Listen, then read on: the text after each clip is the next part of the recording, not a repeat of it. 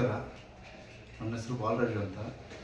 ಇದೇ ಪಾವಗಡ ತಾಲೂಕಿನ ಅಂದನ್ಪುರ ಗ್ರಾಮಕ್ಕೆ ಸೇರಿದಂಥ ಶಾಂತಮ್ಮ ಮತ್ತು ಸುಬ್ರಾಯಪುರ ಮಗ ನಾನು. 2009ರಲ್ಲಿ ಆರ್ಮಿಗೆ ಜಾಯ್ನ್ ಆದೆ. ಈಗ ಮೊನ್ನೆ ಬಂದುಬಿಟ್ಟು 28 ಫೆಬ್ರವರಿ 2026ರಲ್ಲಿ ರಿಟೈರ್ಡ್ ಆಗಿಬಿಟ್ಟು 15 ವರ್ಷ ಕಂಪ್ಲೀಟ್ ಮಾಡ್ಕೊಂಡು ಬಂದು ಇವತ್ತು ಮನೆಗೆ ಸೇರಿಕೊಂಡಿದ್ದೀನಿ. ದೇವರ ಆಶೀರ್ವಾದದಿಂದ ಯಾವುದೇ ಪ್ರಾಬ್ಲಮ್ ಇದ್ದಂಗೆ ಮನೆಗೆ ಬಂದಿದ್ದೀನಿ. ಒಂದು ಸ್ವಲ್ಪ ಕಾರಣಾಂತರಗಳಿಂದ 17 ವರ್ಷ ಮುಗಿಸ್ಕೊಂಡು ಬರೋ ಒಂದಿದ್ದಿತ್ತು, ಇಲ್ಲಾಂದರೆ ಇನ್ನೂ ಒಂದು 8 ವರ್ಷ ಸರ್ವಿಸ್ ಮಾಡೋ ಒಂದು ಇದಿತ್ತು.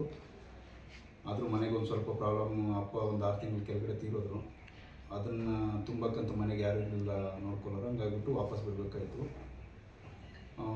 ಈಗ ಬಂದುಬಿಟ್ಟು ನಾನು ನಮ್ಮ ಪಾವಗಡ ತಾಲೂಕಲ್ಲಿ ಕೆಲವು ಯುವಕರಿಗೆ ಒಂದು ಮಾರ್ಗದರ್ಶನ ಕೊಡಬೇಕಾಗಿ ಒಂದು ಹೊಸ ಪ್ಲ್ಯಾನಲ್ಲಿ ಇದು ಮಾಡಿದ್ದೀನಿ.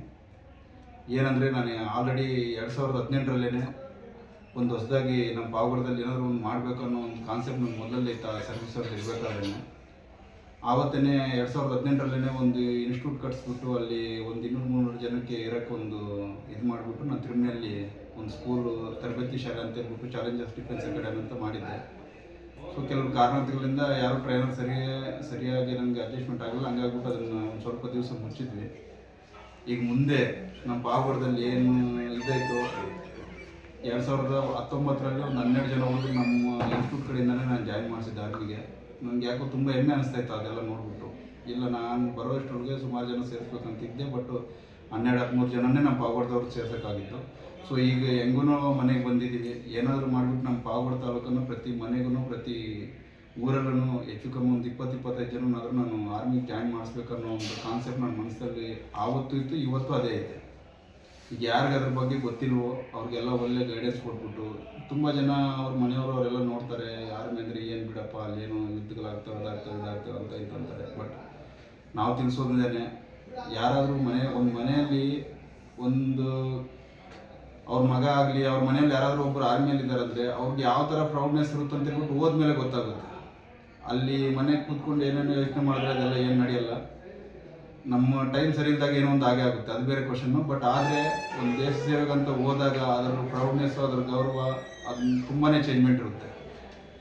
ಈಗ ನಾವು ನೋಡ್ತಾ ಇದ್ದೀವಿ, ಹುಡುಗರು ಸುಮಾರು ಜನ ಈಗ ಇರೋ ಜನ್ರೇಷನ್ನಾಗೆ 20-25 ವರ್ಷ ಆಗಿತ್ತಂದರೆ ಆಟೋಮೆಟಿಕ್ 20 ವರ್ಷದೊಳಗಡೆನೆ ಎಲ್ಲ ಎಣ್ಣೆ ಕುಡಿಯೋದು, ಇನ್ನೊಂದು ಮಾಡೋದು ಅದು ಜಾಸ್ತಿ ಆಗ್ತೈತೆ ಈಗ. ಸೊ ಅದನ್ನೆಲ್ಲ ಬಿಡಿಸ್ಬಿಟ್ಟು ಏನಾದರೂ ಒಂದು ಒಳ್ಳೆಯ ಒಂದು ಇದಿರಬೇಕನ್ನೋ ಒಂದು ಯೋಚನೆ ಮಾಡಿದ್ದೀರಂದರೆ ಪ್ರತಿಯೊಂದು ಮನೆಯಿಂದನೂ ಒಂದು ಮಗುನ 100% ಆರ್ಮಿ ಕಲಿಸ್ಕೊಡ್ಬೇಕನ್ನೋ ಒಂದು ಕಾನ್ಸೆಪ್ಟು ನಮ್ಮ ಪಾವಗಡ ತಾಲೂಕಲ್ಲಿ ಬರಬೇಕು. ಆ್ಯಕ್ಚುಲಿ ನಮ್ಮ ಕರ್ನಾಟಕದಲ್ಲಿ ಜಾಸ್ತಿ ಇರೋದಂದರೆ ಬೆಳಗಾವಿ ಮತ್ತು ಕೊಡಗು ಡಿಸ್ಟಿಕ್ ಅವರು ಜಾಸ್ತಿ ಆರ್ಮಿಗೆ ಸೇರ್ಕೊತಾ ಇದ್ದಾರೆ. ಬಟ್ ಅದು ಈಗ ನಮ್ಮ ಪಾವಗಡದಲ್ಲಿ ಸುಮಾರು ಜನ ಅಂದರೆ ಈಗಲೂ ಒಂದು 70-80 ಜನ ಆರ್ಮಿಯಲ್ಲಿದ್ದಾರೆ. ಯಾರಿಗೂ ಗೊತ್ತಿಲ್ಲ ನಮ್ಮ ಪಾವಗಡದಲ್ಲಿ. ಯಾಕಂದರೆ ಆರ್ಮಿ ಅಂದರೆ ಏನು, ಯಾರು ಬಿಡಪ್ಪ ಯಾವ ಅನ್ನೋ ಒಂದು ಮಟ್ಟಕ್ಕಿದ್ದಾರೆ. ಅದು ಬಿಟ್ಟರೆ 70-80 ಜನ ಇವತ್ತು ನಮ್ಮ ದೇಶಕ್ಕಾಗಿ ಸೇವೆ ಮಾಡ್ತಿದ್ರು ಅಂದರೆ ಯಾರಿಗೂ ಗೊತ್ತಿಲ್ಲ. ಇಲ್ಲಿ ಏನಿದ್ರು ನಮ್ಮದು ಲೋಕಲ್ ಆಗಿ ಇದು ನೋಡ್ಕೊತಿದ್ದಾರೆ ಅಷ್ಟೇ. ಬಿಟ್ಟರೆ ಇನ್ನೊಂದು ಪಾವಗಡದವ್ರು ಅಂದರೆ ನಮಗೊಂದು, ನಾವು 2004ರಲ್ಲಿ ತಿರುಮನಿ ಹೈಸ್ಕೂಲಲ್ಲಿ ಓದಿದ್ದು. ತಿರುಮನಿ ಹೈಸ್ಕೂಲಿಂದ ನಮ್ಗೆ ಗೊತ್ತೇ ಇಲ್ಲ ನಾವು ಆರ್ಮಿಗೆ ಎಷ್ಟು ಜನ ಜಾಯ್ನ್ ಆಗ್ತೀವಿ ಅಂತ. ನಾವು ಇದ್ದಿದ್ದೆ 90 ಜನರಲ್ಲಿ 10 ಜನ ನಾವು ಆರ್ಮಿಗೆ ಜಾಯ್ನ್ ಆಗಿದ್ವಿ. ಅದೇ ಸ್ಕೂಲಿಂದಲೇ ಒಂದೇ ಬ್ಯಾಚ್ ಅವರನ್ನೇ. ನಮಗೆಲ್ಲ ಹೋದ್ಮೇಲೆ ಈಗ ಎಲ್ಲ ಸಿಕ್ಕಾಗಲ್ಲ ಅರ್ಥ ಆಗುತ್ತೆ, ಏನಪ್ಪ ನಮ್ಮ ಬ್ಯಾಚಲ್ಲಿ ಏನಂತ ಒಂದು ಸ್ಪೆಷಲಿಟಿ ಇತ್ತು. ನಾವೇ 10 ಜನ ಒಂದೇ ಬ್ಯಾಚಲ್ಲಿ ಒಂದೇ ಸ್ಕೂಲಲ್ಲಿ ಓದಿರೋ ಒಂದು 10 ಜನ ಆರ್ಮಿಯಲ್ಲಿ ಇದ್ದೀವಿ ಅನ್ನೋ ಒಂದು ಇದು ನಮಗೇನೆ ಒಂದು ಥರ ಅನಿಸುತ್ತೆ. ಬಟ್ ಆದರೆ ನಮ್ಗೆ ಗೊತ್ತಾಗಿದ್ದೇನೆಂದರೆ, ನಮ್ಮ ಪಾವಗಡದವರು ಹುಡುಗರೇ ಆಗಲಿ ಯಾರೇ ಆಗಲಿ ನಮಗೆ ಒಂದು ಅದೇನೋ ಇಲ್ಲಿರೋ ಕಲ್ಲಿನ ಪ್ರದೇಶನೋ ಅದೇನು ಗೊತ್ತಾಗ್ತಾ ಇಲ್ಲ. ಬಟ್ ಫಿಸಿಕಲ್ ಆಗಿ ಫಿಟ್ನೆಸ್ ಇರ್ತಾರೆ, ಮೈಂಡು ಶಾರ್ಪ್ ಇರುತ್ತೆ. ಸೊ ಹಂಗಾಗಿಬಿಟ್ಟು ಫಿಟ್ನೆಸ್ ಚೆನ್ನಾಗಿರ್ತಾರೆ. ಅವ್ರಿಗೆ ಒಂದು ಸ್ವಲ್ಪ ಗೈಡೆನ್ಸ್ ಕೊಟ್ಟರೆ ಇಮಿಡಿಯೇಟ್ಲಿ ಆಗಿ ಅವರು ಜಾಯ್ನ್ ಆಗಿಬಿಡ್ತಾರೆ. ಈಗ ಸುಮಾರು ಜನ ನಾನು ಡ್ಯೂಟಿಯಲ್ಲಿ ಇರಬೇಕಾದ್ರೆ ನಾವು ಅಕಾಡೆಮಿ ಮಾಡಿದಾಗ ಒಂದು ಫೋನ್ ನಂಬರ್ ಕೊಟ್ಟಿದ್ದೆ, ಅದೇ ನಂಬರ್ನ ಯೂಸ್ ಮಾಡ್ತಾ ಇದ್ವಿ. ಅಲ್ಲಿ ಸುಮಾರು ಜನ ಫೋನ್ ಮಾಡಿಬಿಟ್ಟು ನಮ್ಮ ಹುಡುಗನ ಸೇರಿಸ್ಬೇಕು ಸರ್, ಯಾವ ಥರ ಮಾಡ್ಬೇಕು ಸರ್ ಅಂತ ಫೋನಲ್ಲಿ ಕೇಳ್ತಾಯಿದ್ರು. ಅವಾಗ ಯಾರ ನಂಬರು ಸೇವ್ ಮಾಡ್ಕೊಳ್ಳೋಕ್ಕೂ ಆಗ್ತಾಯಿರಲಿಲ್ಲ, ಜಾಸ್ತಿ ಇದು ಮಾಡ್ಕೊಳ್ಳೋಕ್ಕೂ ಆಗ್ತಾ ಇರಲಿಲ್ಲ.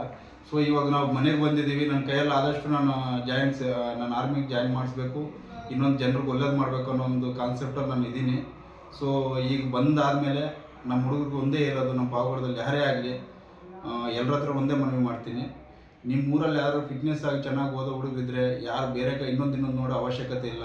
ಆರ್ಮಿ ದೇಶ ಸೇವೆಗೆ ಅಂತ ಕಲಿಸ್ಕೊಡ್ರಿ. ನಾನು ಅದಕ್ಕೆ ಫ್ರೀಯಾಗಿ ಟ್ರೈನಿಂಗ್ ಕೊಡ್ತೀನಿ. ನೀವೇನಿದ್ರು ಊಟದ್ದೊಂದು ನೀವು ನೋಡ್ಕೊಂಡ್ರೆ ಸಾಕು. ಅಲ್ಲೇ ಬಂದಾಗ ನಾನು ಫ್ರೀಯಾಗಿ ಟ್ರೈನಿಂಗ್ ಕೊಡೋದೇ ಆಗಲಿ, ಇರೋದಕ್ಕೆಲ್ಲನೂ ಫ್ರೀಯಾಗಿ ಸಪ್ಲೈ ಮಾಡಿಬಿಟ್ಟು ನಾನು ಜಾಯಿನ್ ಮಾಡಿಸೋ ತನಕ ನಾನು ನಿಮ್ಮ ಹಿಂದೆ ಇದ್ದು ಎಲ್ಲ ಒಳ್ಳೆಯದಕ್ಕೆ ಇದು ಮಾಡ್ತೀನಿ ಅಂತ ಒಂದು ನನ್ನ ಕಾನ್ಸೆಪ್ಟ್ ಎಲ್ರಿಗೂ ವ್ಯಕ್ತಪಡಿಸ್ತಾ ಇದ್ದೀನಿ. ಎರಡನೇದು ಬಂದುಬಿಟ್ಟು ನಮ್ಮ ಪಾವಗಡದಲ್ಲಿ ಹೊಸದಾಗಿ ಒಂದು ಕಾನ್ಸೆಪ್ಟ್ನ ತೊಗೊಂಡ್ಬಿಟ್ಟು ಎಲ್ಲ ನಾನು ಇಷ್ಟು ತನಕ ಯಾವುದೇ ಇದರಲ್ಲಿ ಬರ್ತಾ ಇರಲಿಲ್ಲ. ಆ್ಯಕ್ಚುಲಿ ನಾವು ಫೇಸ್ಬುಕ್ ಆಗಿ ಇದನ್ನೆಲ್ಲ ಯೂಸ್ ಮಾಡೋಕ್ಕೆ ಹೋಗ್ತಾ ಇರೋ ಒಂದು ಕೆಲವು ಕಾರಣಾಂತರಗಳಿಂದ. ಸೊ ಈಗೆಲ್ಲ ಬಂದು ಒಂದು 2-3 ದಿವಸದಲ್ಲಿ ಒಂದು ಹೊಸದಾಗಿ ಏನೋ ಒಂದು ಟ್ರೆಂಡ್ ಆಗ್ತೈತೆ. ಈ ಸೋಲಾರ್ ಕಂಪ್ನಿಗಳ ಬಗ್ಗೆ ಒಂದು ತಪ್ಪು ಕಲ್ಪನೆ ನೀಡ್ತಾ ಇದ್ದಾರೆ ಜನಕ್ಕೆ. ಯಾವುದೋ ಕಂಪ್ನಿಗೆ ಭೂಮಿ ಕೊಟ್ಟಿದ್ದೀವಪ್ಪ, ಇನ್ನೊಂದು ಆಗ್ತೈತೆ ಅಂತ. ಅದ್ರ ಬಗ್ಗೆ ನಾನು ಡೀಪಾಗಿ ಒಂದು ಸ್ವಲ್ಪ ನೋಡಿದ್ದೀನಿ. ಇದ್ರ ಬಗ್ಗೆ ಏನು ಕತೆ, ಹೆಂಗೆ ಇರುತ್ತೆ ಎತ್ತ ಅಂತ. ಆ್ಯಕ್ಚುಲಿ ನಮ್ಗೆ ಗೊತ್ತಾಗಿರ್ಬೇಕು ಏನಂದರೆ, ಒಂದು ಕಂಪ್ನಿ ಬಂದುಬಿಟ್ಟು 1 ಎಕರೆಯಲ್ಲಿ ಸೋಲಾರ್ ಹಾಕಿದ್ದಾರೆ ಅಂದರೆ ಒಂದು ತಿಂಗಳಿಗೆ ಹೆಚ್ಚು ಕಮ್ಮಿ 1.5 ಲಕ್ಷದಿಂದ 2 ಲಕ್ಷ ಕರೆಂಟ್ ಉತ್ಪತ್ತಿ ಆಗ್ತೈತೆ ಈಗ. ಸೊ ನಾವು ತಿಳ್ಕೊಬೇಕಾಗಿರೋದು ಏನು ಗೊತ್ತಾ, ನಮ್ಮ ಪಾವಗಡ ಅಂದರೆ ಒಂಥರ ವೇಸ್ಟ್ ಲ್ಯಾಂಡ್ ಇದ್ದಂಗೆ ಇತ್ತು ಇಷ್ಟು ದಿವಸವೇ. ಸೊ ಈಗ 1 ಎಕರೆಯಿಂದ 2 ಲಕ್ಷ ಜನ್ರೇಷನ್ ಆಗ್ತೈತಂದರೆ ಅದು ನಾವು ಸಂತೋಷ ವ್ಯಕ್ತಪಡಿಸ್ಬೇಕು. ಈ ಥರ ಜನ್ರೇಷನ್ ಬರೋದು ಆ್ಯಕ್ಚುಲಿ ರಾಜಸ್ಥಾನದಲ್ಲಿ ಬಿಟ್ಟರೆ ಇನ್ನು ಬೇರೆ ಎಲ್ಲೂ ಬರೋಲ್ಲ ಅಂತ. ಇದು ರಾಜಸ್ಥಾನದಲ್ಲೂ ಕೆಲವು ಹೆಚ್ಚು ಕಮ್ಮಿ ಒಂದು 4 ತಿಂಗಳು ಜನ್ರೇಷನ್ನೇ ಬರೋಲ್ಲ. ಯಾಕಂದರೆ ಚಳಿ ಜಾಸ್ತಿ ಇದ್ದಾಗ ಅಲ್ಲಿ ಜನ್ರೇಷನ್ನೇ ಬರೋಲ್ಲ. ಇವಾಗ ಇಲ್ಲಿ ನಡೀತಾ ಇರೋ ಇದರಲ್ಲಿ ಏನಂದರೆ, ನಮ್ಮ ಪಾವಗಡ ತಾಲೂಕು ಹೆಂಗಂದರೆ ಟೋಟಲ್ 12 ತಿಂಗಳು ಒಂದೇ ಕ್ಲೈಮೇಟೇಷನ್, ಹೆಚ್ಚು ಕಮ್ಮಿ ಒಂದೇ ಕ್ಲೈಮೇಟೇಷನ್ ಇರುತ್ತೆ. ಹಂಗಾಗ್ಬಿಟ್ಟು ಇಲ್ಲಿ ಜನ್ರೇಷನ್ ಯಾವತ್ತೂ ಲಾಸ್ ಆಗಲ್ಲ. ಹಂಗಾಗ್ಬಿಟ್ಟು ಎಲ್ಲ ಕಂಪ್ನಿಗಳು ಇಲ್ಲಿ ಮುಗಿಬೀಳ್ತಾ ಇದ್ದಾವೆ. ಸೊ ಇದನ್ನು ನಾವು ಉಪಯೋಗಿಸ್ಕೋಬೇಕೇ ಹೊರತು ನಾವೀಗ ಏನು ಅಗ್ರಿಮೆಂಟ್ 30,000ಕ್ಕೆ 25,000 ಕೊಡ್ತಾ ಇದ್ದೀವೋ, ಕಂಪ್ನಿಗಳ ಜೊತೆ ಕೆಲವನ್ನ ಚೇಂಜ್ ಮಾಡ್ಕೋಬೇಕಾಗುತ್ತೆ. ಇದರಲ್ಲಿ ನಾವು ಕೊಡ್ತಾ ಇರೋದು ತಪ್ಪಲ್ಲ, ಬಟ್ ನಾವು ಈಗ ಹೆಂಗೆ ಅವ್ರಿಗೆ ಭೂಮಿ ಕೊಡ್ತಾ ಇದ್ದೀವಿ, ಗೌರ್ಮೆಂಟೇ 12,000 ಎಕರೆ ತಗೊಂಡೈತೆ, ಈಗ ಮತ್ತೆ 10,000 ಎಕರೆ ತಗೊಳ್ತೀವಿ ಅಂತ ಹೇಳ್ಬಿಟ್ಟು ಅಗ್ರಿಮೆಂಟ್ ಮಾಡ್ತಾ ಇದ್ದಾರೆ. ಬಟ್ ಗೌರ್ಮೆಂಟು ಒಂದು ಇದರಲ್ಲಿ ಕಾನ್ಸೆಪ್ಟ್ ತರಬೇಕು. ಈಗ ನಮ್ಮ ಜಮೀನು ಐತೆ, ನೀವು ಸೋಲಾರ್ ಹಾಕ್ತಾ ಇದ್ದೀರಾ.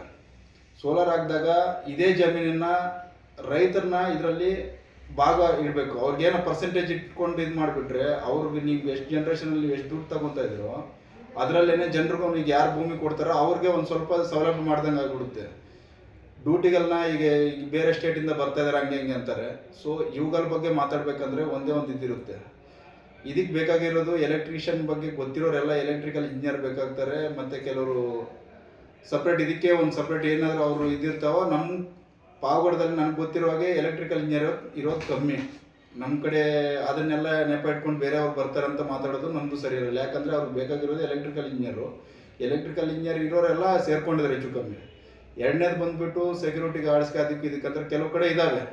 ಆ್ಯಕ್ಚುಲಿ ಕಮ್ಮಿ ಐತೆ. ಏನಂದರೆ ಯಾರೋ ಬೇರೆ ಅವ್ರ ರೆಕಮೆಂಡೇಷನ್ ಮಾಡಿಬಿಟ್ಟು ಈಗ ನಂದೇ ಜಮೀನು ಇರುತ್ತೆ, ನನ್ನ ಜಮೀನಲ್ಲಿ ನಮ್ಮ ಅವ್ರನ್ನ ರಿಲೇಷನ್ ಸೇರಿಸ್ತೀವಿ ಅನ್ನೋದು ಅದೊಂದು ತಪ್ಪು ಕಲ್ಪನೆ. ಯಾಕಂದರೆ ಫಸ್ಟ್ ಆಫ್ ಆಲ್ ಪಾವಗಡ ಆದಮೇಲೆ ನಮ್ಮ ಕರ್ನಾಟಕಕ್ಕೆ ಯಾರು ಸೇರ್ತಾರೋ ಅವ್ರಿಗೆ ಇದು ಮಾಡಬೇಕು. ನಮ್ದು ಏನಾದರೂ ಆಗಿ ಮಿಕ್ಕಿರೋದಕ್ಕೆ ಏನಾದರೂ ಬೇಕಾದ್ರೆ ಬೇರೆ ಒಂದು ಕರ್ಕೊಂಡು ಬಂದ್ರೂ ಒಂದು ಇದಿರುತ್ತೆ.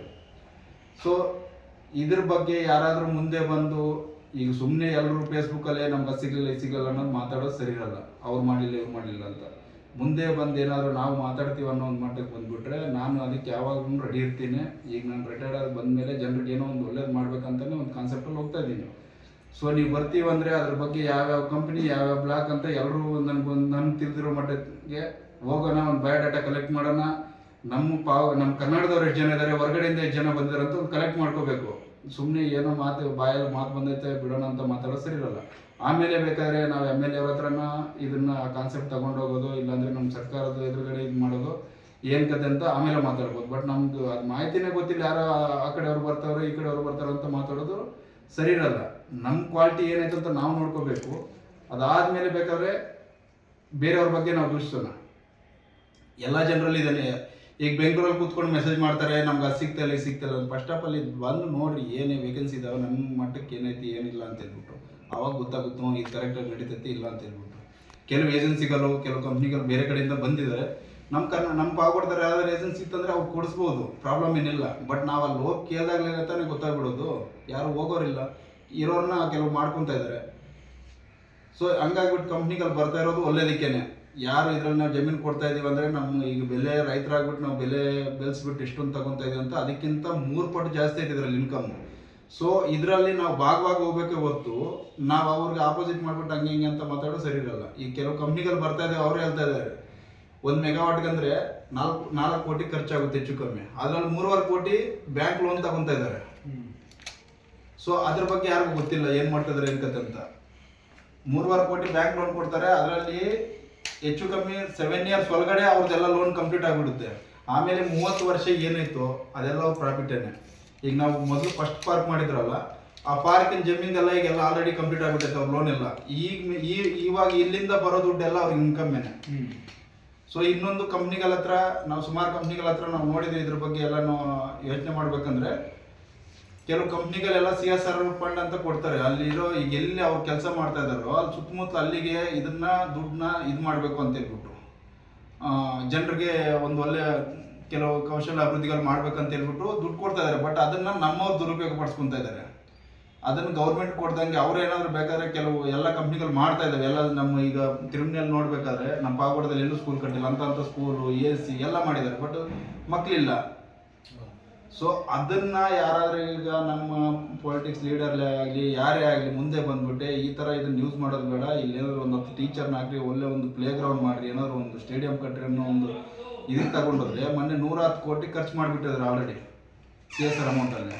ಆ 110 ಕೋಟಿ ಎಲ್ಲೋದು ಬಿಟ್ಟೈತಂದ್ರೆ ಏನೋ ಒಂದು ನಿಮ್ಮ ಊರ ಮಧ್ಯದಲ್ಲಿ ರೋಡ್ ತೋರಿಸ್ತಾರೆ, ಇದಾಗ್ಬಿಟ್ಟೆ ಅಂತ ತೋರಿಸ್ಬಿಡ್ತಾರೆ. ಸೊ ಹಂಗಾಗ್ದಂಗೆ ಇನ್ನು ಮುಂದೆ ಯಾವುದೇ ಕಂಪ್ನಿ ಬಂದರೂ ಆ CSR ಫಂಡ್ ಏನಾದರೂ ಅಮೌಂಟ್ ಬರುತ್ತೋ ಅದನ್ನೆಲ್ಲ ಯಾವ ಥರ ಉಪಯೋಗಿಸ್ಬೇಕಂತ ಒಂದು ಕಮಿಟಿ ಮಾಡಿಬಿಟ್ಟು ಅದನ್ನು ಒಳ್ಳೆ ಒಂದು ಪಾವಗಡ ಒಂದು ಎಲ್ಲ ಲೀಡರ್ಸ್ ಸೇರಿಬಿಟ್ಟು ಒಂದು ಇದು ಮಾಡಬೇಕು, ಒಂದು ಕಂಪ್ನಿ ಮಾಡಿಬಿಟ್ಟು ಅದನ್ನ ಯಾವ ಥರ ಉಪಯೋಗಿಸ್ಕೋಬೇಕಂತ ಒಂದು ಇದು ಮಾಡಿಬಿಟ್ರೆ ಅದು ಒಳ್ಳೆ ಇದೇನೇ ಬರುತ್ತೆ. ಕಂಪ್ನಿ ಕಡೆಯಿಂದ ದುಡ್ಡು ಬರ್ತೈತೆ, ಬಟ್ ಅದನ್ನು ಉಪಯೋಗಿಸ್ಕೊಂತ ಇರೋದು ನಮ್ಮದು ದುರುಪಯೋಗ ಪಡಿಸ್ಕೊತಾ ಇದ್ದೀವಿ ಜಾಸ್ತಿನ. ಅದನ್ನು ನೋಡ್ಕೋಬೇಕಾಗುತ್ತೆ. ಸೊ ಈ ಸೋಲಾರ್ಗೆ ಯಾರೇ ಆಗಲಿ ಇನ್ನೂ ಒಂದು ಕೆಲವು ಎಲ್ಲ ತಪ್ಪು ಮಾಹಿತಿ ಕೊಡ್ತಾ ಇದ್ದಾರೆ, ಜಮೀನು ಕೊಟ್ಬಿಟ್ರೆ ಆಮೇಲೆ ಸಿಗಲ್ಲ ಹಂಗೆ ಹಿಂಗೆ ಅಂತ. 30 ವರ್ಷ ಆದಮೇಲೆ ಅವ್ರು ಕೊಡಲೇಬೇಕಾಗುತ್ತೆ. 30 ವರ್ಷ ಆದಮೇಲೆ ಏನು ಮಾಡಬೇಕಂತ ನಾವು ನೋಡ್ಕೋಬೇಕಾಗುತ್ತೆ. ಈಗ ಕಂಪ್ನಿ ಏನೀಗ ಗೌರ್ಮೆಂಟ್ ಪರ್ಚೇಸ್ ಮಾಡ್ತೈತಂದ್ರೆ, ಈಗ 10 ಕಂಪ್ನಿಯಿಂದ ಪರ್ಚೇಸ್ ಮಾಡ್ತೈತೆ, ಅಲ್ಲಿಂದ ರೈತರಿಂದ ಡೈರೆಕ್ಟ್ ಪರ್ಚೇಸ್ ಮಾಡುತ್ತೆ. ಆಯ್ತಪ್ಪ ನಾವೇ ಕೊಡ್ತೀವಿ, ಅದೇನೋ ನಮಗೆ ದುಡ್ಡು ಕೊಡ್ರಿ ಅಂತ.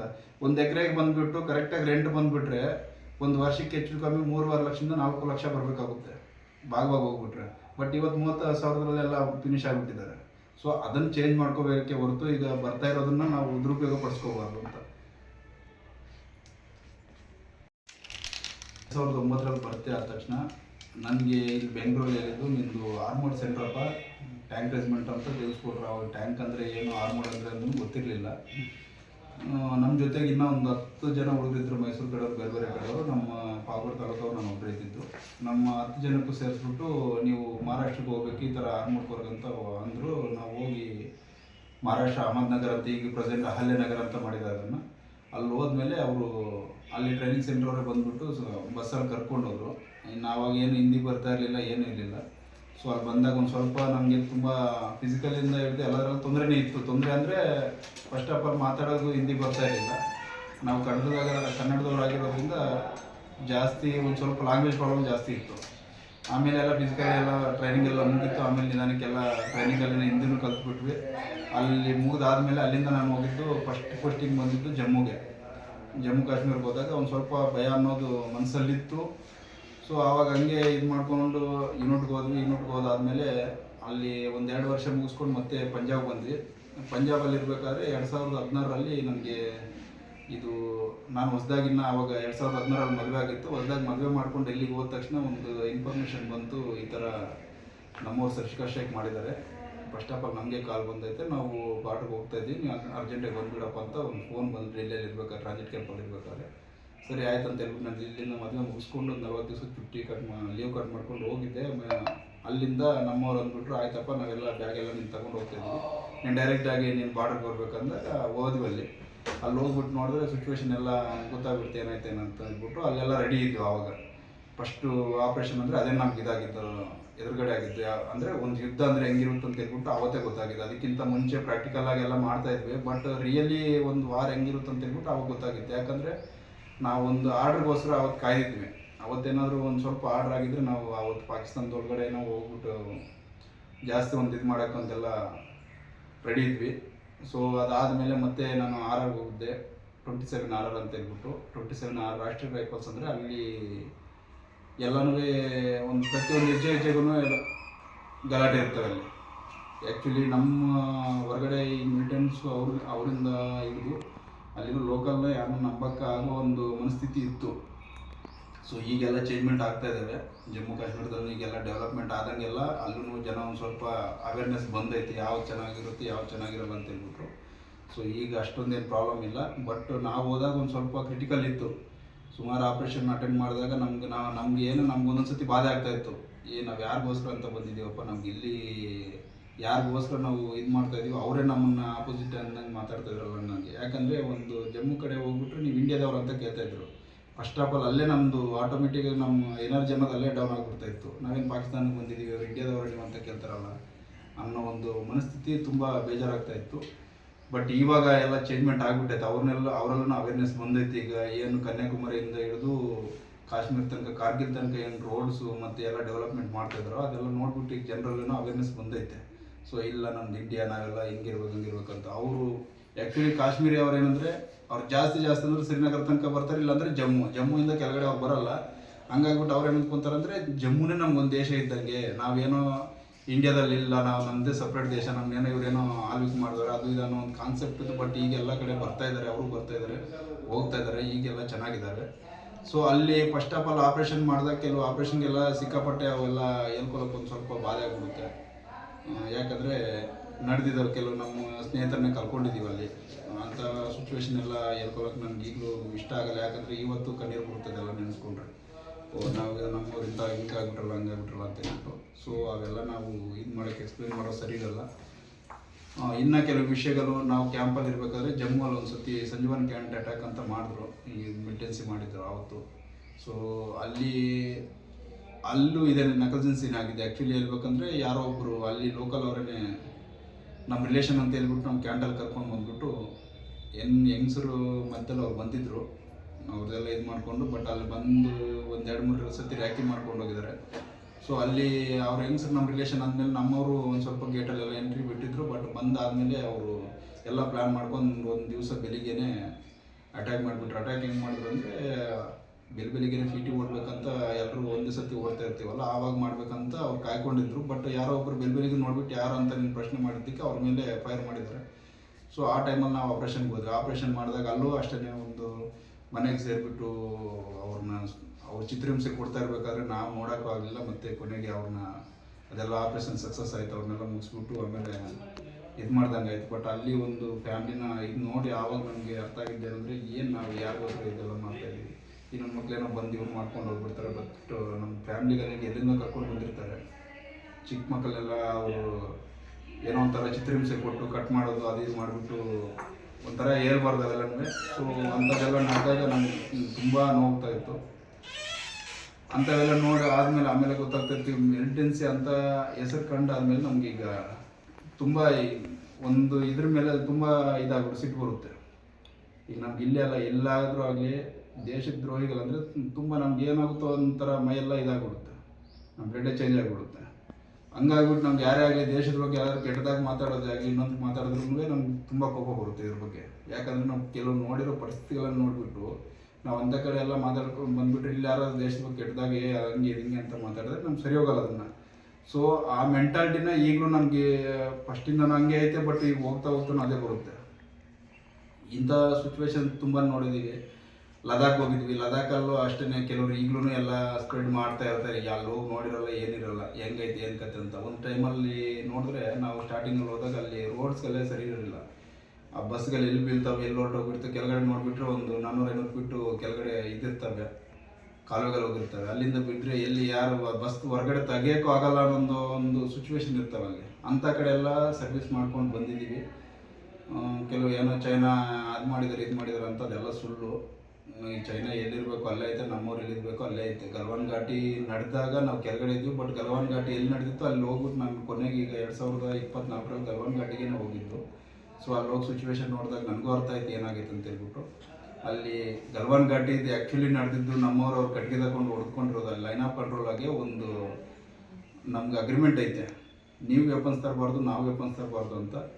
ಸೊ ಅವರು ಯಾವುದೋ ಒಂದು ಇದರಲ್ಲಿ ಕಲ್ಲು ನಮ್ಮವರೆಲ್ಲ ಒಂದು ಬೌಂಡ್ರಿ ಮಾಡ್ಕೋಬೇಕು, ನಮ್ಮದು ನಿಮ್ಮದು ಸಪ್ರೇಟ್ ಇರಬೇಕು ಅಂತ ಕಲ್ಲಿಂದ ಒಂದು ಗೋಡೆ ಕಟ್ಟಕ್ಕೆ ಇದು ಮಾಡ್ತಾರೆ. ಬಟ್ ಅವ್ರ ಮನಸ್ಸಲ್ಲಿ ಇತ್ತು ಏನೋ ನಾವು ಇದನ್ನು ಗೋಡೆ ಕಟ್ಟಬಾರ್ದು, ಇದು ಕಟ್ಬಿಟ್ರೆ ನಮ್ಮ ಮತ್ತೆ ಇಲ್ಲೇ ಇರಬೇಕಾಗುತ್ತೆ, ನಮ್ಮ ಮುಂದೆ ಇದು ಆಕ್ರಮಣ ಮಾಡ್ಕೋಬೇಕಂತ ಹೇಳ್ಬಿಟ್ಟು.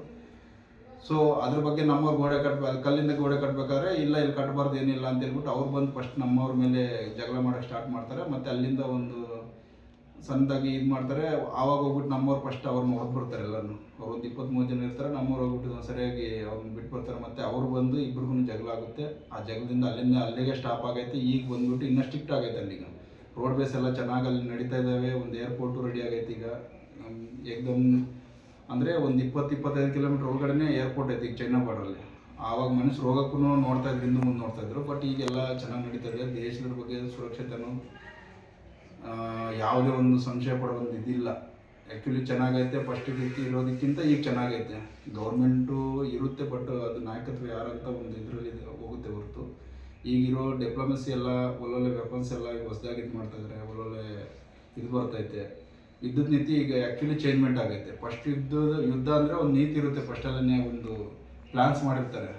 ಬಟ್ ಆ ಪ್ಲ್ಯಾನ್ಸ್ ಎಲ್ಲ ಹಳೆ ಪ್ಲ್ಯಾನ್ಸ್ ಎಲ್ಲ ಚೇಂಜ್ ಆಗಿ ಹೊಸ ಪ್ಲ್ಯಾನ್ ಎಲ್ಲ ರೆಡಿ ಆಗಿದ್ದಾವೆ. ಯಾರು ಒಂದು ಇದು ಮಾಡೋ ಅವಶ್ಯಕತೆ, ಯಾರು ಸಂಶಯ ಪಡೋ ಒಂದು ಅವಶ್ಯಕತೆ ಇಲ್ಲ ಇದರಲ್ಲಿ. ಸುಮ್ಮನೆ ಅದು ಹಂಗೆ ಇದು ಹಿಂಗೆ ಅಂತ ಹೇಳ್ಬಿಟ್ಟು ಜನ ಎಲ್ಲ ಇದು ಮಾಡ್ತಾ ಇರ್ತಾರೆ. ಅದನ್ನೆಲ್ಲ ನಂಬಕ್ಕೆ ಹೋಗ್ಬೇಡ್ರಿ. ನಾವನ್ನು ಲಾಸ್ಟ್ ಕೊನೆಗೆ ಹೇಳೋದು ಇಷ್ಟೇ, ದೇಶ ಸುರಕ್ಷತೆ ಐತಿ. ಈಗ ಮೊದಲಕ್ಕಿಂತ ಈಗ ಎಲ್ಲದರಲ್ಲೂ ಡೆವಲಪ್ಮೆಂಟ್ ಐತೆ. ನಾವು ಯಾರಾದರೂ ಬಂದ್ರೂ ಒಂದು ಹತ್ತು ದೇಶಕ್ಕೆ ನಾವು ಏನಾದರೂ ಒಂದು ಇದು ಮಾಡೋ ಒಂದು ತಾಕತ್ತು ಐತೆ. ಒಂದೇ ಸತಿ ಮೂರು ಕಂಟ್ರೀಸ್ ಏನಾದರೂ ಯುದ್ಧ ಮಾಡಿದ್ರು ಅದಕ್ಕೂ ರೆಡಿಯಾಗಿ ಎಲ್ಲ ಪ್ಲಾನ್ಸ್ ಇದ್ದಾವೆ. ಈಗ ಯಾವುದೂ ಒಂದು ಸಂಶಯ ಪಡೋ ಅವಶ್ಯಕತೆ ಇಲ್ಲ. ಈ ಬಾಂಗ್ಲಾದೇಶು, ಚೈನಾ ಇವರೆಲ್ಲ ಸೇರ್ಕೊಂಡು ಇದು ಮಾಡೋಕ್ಕೆ ಬಂದ್ರೂ ನಾವು ಒಂದು ಸ್ಟ್ರೈಕ್ ಮಾಡೋ ಒಂದು ಕೆಪಬಿಲಿಟಿ ನಮ್ಮ ಇಂಡಿಯಾದ್ರಲ್ಲಿ ಐತೆ. ನಾವು ಯಾವತ್ತೂ ಅದನ್ನು ಕಮ್ಮಿ ಅಂತ ನಾವು ನೋಡ್ಕೋಬಾರ್ದು. ಈಗ ಆರ್ಮಿಯಲ್ಲಿ ಏನಾಯ್ತು ಅದೆಲ್ಲ ಐತೆ, ನಮ್ಗೆ ಗೊತ್ತೈತೆ ಏನು ಮಾಡಬೇಕು ಏನು ಎತ್ತ ಅಂತ ಹೇಳ್ಬಿಟ್ಟು. ಇಲ್ಲಿ ಯಾರೋ ಅದು ಇದು ಮಾತಾಡ್ತಾರೆ ಅಂತ ಹೇಳ್ಬಿಟ್ಟು ಇದು ನಮ್ಗೆ ವೀಕ್ ಆಗೈತೆ ಅಂತ ಯಾರು ಜನ ಸಂಶಯ ಪಡೋ ಒಂದು ಅವಶ್ಯಕತೆ ಇಲ್ಲ. ಆ್ಯಕ್ಚುಲಿ ಹೇಳ್ಬೇಕಂದ್ರೆ ಇಲ್ಲಿ ನಾವು ಡಿಗ್ರಿ ಕಾಲೇಜಲ್ಲಿ ಇರಬೇಕಾದ್ರೆ ಒಂದು ಸ್ವಲ್ಪ ಅಥ್ಲೆಟಿಕ್ಸಲ್ಲಿ ಮತ್ತು ಕಬಡ್ಡಿ ಅದು ಇದು ಚೆನ್ನಾಗಿ ಒಂದು ಪಾರ್ಟಿಸಿಪೇಟ್ ಮಾಡ್ತಾಯಿದ್ದೆ. ಸೊ ಅಲ್ಲಿ ಹೋದ್ಮೇಲೂ ಅವರು ಸ್ಪೋರ್ಟ್ಸ್ಗೆ ಒಂದು ಸ್ವಲ್ಪ ಇಂಪಾರ್ಟೆಂಟ್ ಜಾಸ್ತಿ ಕೊಡ್ತಾಯಿದ್ರು. ಸ್ಪೋರ್ಟ್ಸ್ ಆಡಬೇಕಂದ್ರೆ ಸ್ಪೋರ್ಟ್ಸ್ ಏನಕ್ಕೆ ಆಡಿಸ್ತಾರಂತೆ ಆರ್ಮಿಯಲ್ಲಿ ಅಂತಾರೆ ಸ್ಪೋರ್ಟ್ಸ್ ಆಡೋ ಅವಶ್ಯಕತೆ ಇರುತ್ತೆ ಅಂತ ಹೇಳ್ಬಿಟ್ಟು. ಒಂದು ಗೇಮ್ ಅಂದ್ರೇ ಒಂದು ಕಾಂಪಿಟಿಷನ್ನು. ಯಾರಲ್ಲಿ ಒಂದು ಕಾಂಪಿಟಿಷನ್ ಮನೋಭಾವ ಇರುತ್ತೋ ಅವರು ಒಂದು ಯುದ್ಧ ಆಗಲಿ ಒಂದು ಗೇಮ್ ಆಗಲಿ ಎರಡು ಒಂದೇ ಇರ್ತವೆ. ಈಗ ನಾವೇನಾದರೂ ಒಂದು ಕ್ರಿಕೆಟ್ ಬೇರೆ ದೇಶದ ಜೊತೆ ಕ್ರಿಕೆಟ್ ಆಡಬೇಕಾದ್ರೆ ಎಲ್ಲರಲ್ಲೂ ಒಂದು ಕೋಪ ಅನ್ನೋದು ಒಂದೆಲ್ಲ ಇದಾಗಿರ್ತವೆ. ಸೊ ಹಂಗಾಗಿಬಿಟ್ಟು ಆರ್ಮಿಯವ್ರಿಗೆ ಫಸ್ಟ್ ಆಫ್ ಆಲ್ ಬೆಳಿಗ್ಗೆ ಸಾಯಂಕಾಲ ಯಾವುದೋ ಒಂದು ಕಾಂಪಿಟೇಷನ್ ಇಡ್ತಾ ಇರ್ತಾರೆ. ಯಾಕಂದರೆ ಒಂದು ಕಾಂಪಿಟೇಷನ್ ಇರಬೇಕು, ನೀನು ಚೆನ್ನಾಗಿ ಮಾಡ್ತೀನಿ ನಾನು ಚೆನ್ನಾಗಿ ಮಾಡ್ತೀನಿ ಅಂತ. ಸೊ ಅದು ದೇಶದ ಇದು ಬಂದಾಗ ಯಾವುದೇ ಒಂದು ಯುದ್ಧ ಆಗಬೇಕಂದ್ರೆ ನೀನು ಜಾಸ್ತಿ ಇದು ಮಾಡ್ತೀವಿ ನಾನು ಜಾಸ್ತಿ ಇದು ಮಾಡ್ತೀವಿ ಅನ್ನೋ ಒಂದು ಕೆಪಬಿಲಿಟಿಯಲ್ಲಿ ಅವರು ಅಲ್ಲೇ ಹಂಗೆ ಹೋರಾಡ್ತಾರೆ.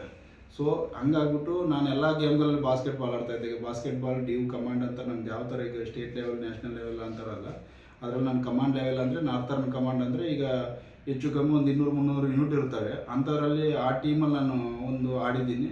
200-300 ಯೂನಿಟ್ ಎಲ್ಲ ಸೇರಿಸ್ಬಿಟ್ಟು ಅದರಲ್ಲಿ 10 ಜನ ಸೆಲೆಕ್ಷನ್ ಮಾಡ್ತಾರೆ. ಸೊ ಅಂಥದ್ರಲ್ಲಿ ನಾನು ಬಾಸ್ಕೆಟ್ಬಾಲ್ ಆಡಿದ್ದೀನಿ, ಕಬಡ್ಡಿ ಆಡಿದ್ದೀನಿ, ಹ್ಯಾಂಡ್ಬಾಲ್ ಆಡಿದ್ದೀನಿ. ಸೊ ಕ್ರಿಕೆಟ್ ಇನ್ನು ಫಸ್ಟು ಇದು ಚಿಕ್ಕ ಮಕ್ಕಳಿದ್ದಾಗಲಿಂದ ಆಡ್ತಾಯಿದ್ವಿ. ಹಂಗಾಗ್ಬಿಟ್ಟು ಒಳ್ಳೆಯ ಒಂದು ಗೇಮ್ ಆಡ್ತಾಯಿದ್ವಿ, ಚೆನ್ನಾಗಿರ್ತಾಯಿತ್ತು. ಏನು ನೆಕ್ಸ್ಟ್ ಬಂದುಬಿಟ್ಟು ಅಲ್ಲಿ ಎಲ್ಲ ಈ ಪ್ರಶಸ್ತಿ ಪತ್ರಗಳು ಅವು ಇವೆಲ್ಲ ಸಿಗ್ತವೆ. ಬಟ್ ಅವೆಲ್ಲ ನಾರ್ಮಲಿ ಆರ್ಮಿಗೆ ಅಲ್ಲೇ ಇದಾಗ್ತೀವಿ, ಅಲ್ಲೇ ಬಿಡೋಕ್ಕೆ ಒಂದಿರುತ್ತೆ. ಸೊ ಪ್ರಶಸ್ತಿ ಪತ್ರಗಳೆಲ್ಲ ಇದ್ದಾವೆ, ನಾವೇನೇನು ಮಾಡಿದ್ದೀವಿ ಏನು ಕತೆ ಅಂತ. ಸೊ ಅದೆಲ್ಲ ಮನೆಗೆ ಐತಿ. ಈಗ ಯಾವ ತಂದಿಲ್ಲ, ಪ್ರಶಸ್ತಿ ಸಿಕ್ಕಿದ್ದಾವೆ. ಗೇಮ್ಗಳಲ್ಲಾಗಲಿ ಕೆಲವು ಆಪ್ರೇಷನ್ಗಳು ಮಾಡಿದಾಗೆಲ್ಲ ಬಹುಮಾನ ಕೊಡ್ತಾರೆ. ಬಟ್ ಅವೆಲ್ಲ ತೋರಿಸ್ಕೊಳ್ಳೋ ಒಂದು ಇದಿಲ್ಲ. ಇಷ್ಟೇ ಇರೋದು. ಅದಕ್ಕೆ ಯುವಕರಿಗೆ ಒಂದೇ ಒಂದು ಮಾತು ಹೇಳ್ತೀವಿ, ನೀವು ಯಾರೇ ಆಗಲಿ ನಾವು ಆರ್ಮಿಗೆ ಹೋಗ್ಬೇಕಂತ ಇಚ್ಛೆ ಇದ್ದರೆ ನೀವು ಓಪನ್ ಆಗಿ ಬಂದು ನನಗೆ ಫೋನ್ ಮಾಡಿರಿ. ನಾನು 100% ನಿಮ್ಗೆ ಸೇರೋ ತನಕ ಗುರಿ ಮುಟ್ಟೋ ತನಕ ನಾನು ಇರ್ತೀನಿ. ನಾನು ನಿಮ್ಮನ್ನು ಎಲ್ಲೆಲ್ಲಿ ಏನು ಮಾಡಬೇಕು ಅದೆಲ್ಲ ನನ್ನ ಕೈಯಲ್ಲಿ ಆದಷ್ಟು ನಾನು ಸಹಾಯ ಮಾಡಿಬಿಟ್ಟು ನಿಮ್ಮನ್ನು ಜಾಯಿನ್ ಮಾಡಿಸೋ ತನಕ ಇದು ಮಾಡೋದು ಕೆಪಬಿಲಿಟಿ ನನ್ನ ಹತ್ರ ಐತೆ. ನಾನು ಮಾಡಿಕೊಡ್ತೀನಿ ಅಂತ ಹೇಳ್ಕೊಡ್ತೀನಿ ಸರ್. ಒಂದು ಸೆಲೆಕ್ಷನ್ ಐತೆ ಆ್ಯಕ್ಚುಲಿ. ಈಗ ಮಾರ್ಚ್ 1ನೇ ತಾರೀಕಿಂದ ಈಗ ಅಗ್ನಿವೀರಲ್ಲಿ ಪ್ರತಿ ವರ್ಷ 2 ಸತಿ ಭರ್ತಿ ಮಾಡ್ತಾಯಿದ್ದಾರೆ. ಇವಾಗ ಆಲ್ರೆಡಿ ಮಾರ್ಚ್ 1ನೇ ತಾರೀಕಿಂದ ಏಪ್ರಿಲ್ 1ನೇ ತಾರೀಕು ತನಕ ಒಂದು ತಿಂಗಳು ಕಾಲಾವಕಾಶ ಕೊಟ್ಟಿದ್ದಾರೆ. ಯಾರೇ ಜಾಯ್ನ್ ಆಗಬೇಕಂದ್ರೂ ಈ 6 ತಿಂಗಳಿಗೆ ಇದೇ ಸೆಲೆಕ್ಷನ್ ಇರೋದು. ಇವಾಗ ಅಪ್ಲಿಕೇಶನ್ ಹಾಕ್ಕೊಂಡ್ರೆ ನಿಮ್ಗೆ ಮತ್ತೆ 2-3 ತಿಂಗಳಲ್ಲಿ ಫಿಸಿಕಲ್ಲು ಮತ್ತು ಎಕ್ಸಾಮ್ ಎಲ್ಲ ಮುಗಿಸ್ಬಿಟ್ಟು ಒಂದು 6 ತಿಂಗಳಾದಮೇಲೆ ನಿಮ್ಮನ್ನು ಟ್ರೈನಿಂಗ್ ಕಲಿಸ್ಕೊಡ್ತಾರೆ. ಸೊ ಹಂಗಾಗ್ಬಿಟ್ಟು ಈಗ ಅರ್ಜೆಂಟಾಗಿ ಯಾರಾದ್ರು ಸೇರ್ಬೇಕನ್ನೋ ಒಂದು ಇದಿತ್ತಂದರೆ 17.5 ವರ್ಷ ಕಂಪ್ಲೀಟ್ ಆಗಿಬಿಟ್ಟು 21 ಒಳಗಡೆ ಯಾರು ಇರ್ತಾರೋ ಅವ್ರು ಜಾಯ್ನ್ ಮಾಡಬೇಕಂದ್ರೆ ಈಗ ಅಪ್ಲಿಕೇಶನ್ ಹಾಕಿ ನಿಮ್ಗೇನು ಗೊತ್ತಾಗಲಿಲ್ಲ ಅಂದರೆ ನನ್ನ ಹತ್ರ ಬಂದರೆ ನಾನೇ ಅಪ್ಲಿಕೇಶನ್ ಹಾಕ್ಸ್ಬಿಟ್ಟು ನಿಮ್ಮ ಟ್ರೈನಿಂಗು ಕೊಡ್ತೀನಿ, ಎಲ್ಲ ಇದು ಮಾಡ್ಕೊಡ್ತೀನಿ. ನಿಮ್ಮ ಕೈಯಲ್ಲಿ ಆದಷ್ಟು ನಾವು ಸಹಾಯ ಮಾಡಿಬಿಟ್ಟು ಜಾಯ್ನ್ ಮಾಡ್ಸೋಕ್ಕೆ ನಾವು ಹೆಲ್ಪ್ ಮಾಡ್ತೀವಿ. ಸೊ ಯಾರೇ ಹುಡುಗರು ಮುಂದೆ ನಮ್ಮ ಪಾವಗಡದ ಹುಡುಗರು ಯಾರೇ ಬಂದ್ರೂ ನಾವು ಫ್ರೀ ಆಫ್ ಇದರಲ್ಲಿ ಕೋಚಿಂಗ್ ಕೊಟ್ಬಿಟ್ಟು ಅವ್ರನ್ನ ಸೇರಿಸೋ ತನಕ ನಾನು ಒಂದು ಜವಾಬ್ದಾರಿ ತೊಗೊಂಡು ನನ್ನ ತಮ್ಮರು ಅಂತ ಹೇಳ್ಬಿಟ್ಟು ಇದು ಮಾಡ್ತೀನಿ. ಸೊ ಯಾರಾದರೂ ಬರೋಂಗಿದ್ರೆ ಇಚ್ಛೆಯಿಂದ ನನಗೆ ಫೋನ್ ಮಾಡಿರಿ, ನಿಮ್ಮ ಕಾಂಟ್ಯಾಕ್ಟ್ ನಂಬರ್ ಡೀಟೇಲ್ ಎಲ್ಲ ಕೊಟ್ಟಿರ್ತೀನಿ. ಅದಕ್ಕೆ ಬಂದುಬಿಟ್ರೆ ನಾನು ಫ್ರೀಯಾಗಿ ಇದು ಕೊಡ್ತೀನಿ. ಊಟದ ಮಾತ್ರ ನೀವು ನಿಮ್ಮ ಇದ್ರಲ್ಲಿ ನೋಡ್ಕೋಬೇಕಾಗುತ್ತೆ. ಸೊ ನಾನು ಅಲ್ಲಿ ನಮ್ಮ ಟ್ರೈನಿಂಗ್ ಸೆಂಟ್ರಲ್ಲಿ ಇರೋದಕ್ಕೆ ಎಲ್ಲದಕ್ಕೂ ನಾನು ಫ್ರೀಯಾಗಿ ಇದು ಮಾಡಿಬಿಟ್ಟು ನಿಮಗೆ ಎಜುಕೇಷನ್ ಕೂಡ ಫ್ರೀಯಾಗಿ ಅಲ್ಲಿ ಕ್ಲಾಸಸ್ ಇರೋಕ್ಕೆ ಎಲ್ಲರಿಗೂ ನಾನೇ ಸಬ್ಮಿಟ್ ಇದು ಮಾಡಿ ಬೇಕಾದ್ರೆ ನಾನು ಮಾಡಿಕೊಡ್ತೀನಿ. ಸೊ ಕಾಂಟ್ಯಾಕ್ಟ್ ನಂಬರ್ ಹೇಳ್ತೀರಾ? 9149917451 ಕಾಂಟ್ಯಾಕ್ಟ್ ನಂಬರ್ ನಂದು. ಯಾರಿಗೆ ಇಚ್ಛೆ ಇದ್ರೂ ಫೋನ್ ಮಾಡಿರಿ. ನಿಮ್ಗೆ ಯಾವ ಥರ ಗೈಡೆನ್ಸ್ ಬೇಕು, ನಿಮ್ಗೆ ಎಲ್ಲ ನೋಡ್ಬಿಟ್ಟು ನಾನು ಅಲ್ಲೇ ಬೇಕಾದ್ರೆ ನೀವು ಎಲಿಜಿಬಲ್ ಇದ್ರಿ ಇಲ್ಲ ಅಂತ ಹೇಳ್ಬಿಟ್ಟು ನಾನು ಡೈರೆಕ್ಟಾಗಿ ಬಂದುಬಿಟ್ಟು ನಾನು ಇದು ಮಾಡಿಕೊಡ್ತೀನಿ. ನಮ್ಮ ಅಡ್ರೆಸ್ ಬಂದುಬಿಟ್ಟು ನಾನು ಇನ್ಸ್ಟಿಟ್ಯೂಟ್ ಕಟ್ಟಿರೋದು ತಿರುಮಣಿಯಲ್ಲಿ ಸೋಲಾರ್ ಪಾರ್ಕಲ್ಲಿ ಚಾಲೆಂಜರ್ ಡಿಫೆನ್ಸ್ ಅಕಾಡೆಮಿ ಅಂತ ಹೇಳ್ಬಿಟ್ರೆ ಯಾರಾದರೂ ಹೇಳ್ಬಿಡ್ತಾರೆ. ತಿರುಮಣಿಯಲ್ಲಿ ಲಾಸ್ಟ್ ಆಗೈತೆ, ಸೋಲಾರ್ ಪಾರ್ಕ್ದಲ್ಲಿ ಮಧ್ಯದಲ್ಲಿ ಐತೆ, ಅದು ರೋಡಲ್ಲಿನೇ ರಿಂಗ್ ರೋಡ್ ಹತ್ರ. ನೀವು ಅಲ್ಲಿ ಯಾರಾದರೂ ಬಂದು ನಾವು ಈ ಥರ ಸರ್ ಬಂದಿದ್ದೀವಿ ಅನ್ನಂಗಿದ್ರೆ ನಾವು ಮೊದಲೇ ಫೋನ್ ಮಾಡಿ ಬಂದುಬಿಟ್ರೆ ನಾನು ಬೇಕಾದ್ರೆ ನಿಮಗೆಲ್ಲ ಇರೋದಕ್ಕೆಲ್ಲ ವ್ಯವಸ್ಥೆ ಇದು ಮಾಡಿಕೊಡ್ತೀನಿ.